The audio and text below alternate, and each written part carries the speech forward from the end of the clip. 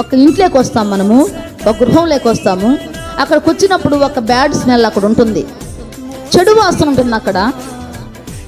అక్కడికి వచ్చి నువ్వు కాసేపు కూర్చోగలుగుతావా? బయట వెళ్ళిపోతావు కదా, బయట వెళ్ళిపోతావు. అబ్బో ఆ ఇంట్లో ఉండలేకపోతున్నా, ఇంట్లో ఏందబ్బా అలాంటి చెడు వాసన వస్తుందని వెళ్ళిపోతావు. అదేవిధంగా మన జీవితంలో కూడా, మన ఈ గృహంలో కూడా కల్ముషాలుంటే, కంపు ఉంటే, దుర్మార్గత ఉంటే, దుష్టత్వం ఉంటే, కోపం ఉంటే, దూషణ ఉంటే, ఇవన్నీ ఉన్నప్పుడు ఆ యొక్క గృహంలోకి వచ్చి పరిశుద్ధుడు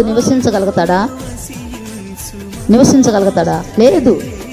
ఎప్పుడైతే నువ్వు ఒక మనిషిగా ఉన్నటువంటి వాడు ఆ ఇంట్లోకి వచ్చి నీకు ఆ బ్యాడ్ స్మెల్ పడకుండా ఉండటం వల్ల నువ్వు వెళ్ళిపోతున్నావు బయటికి.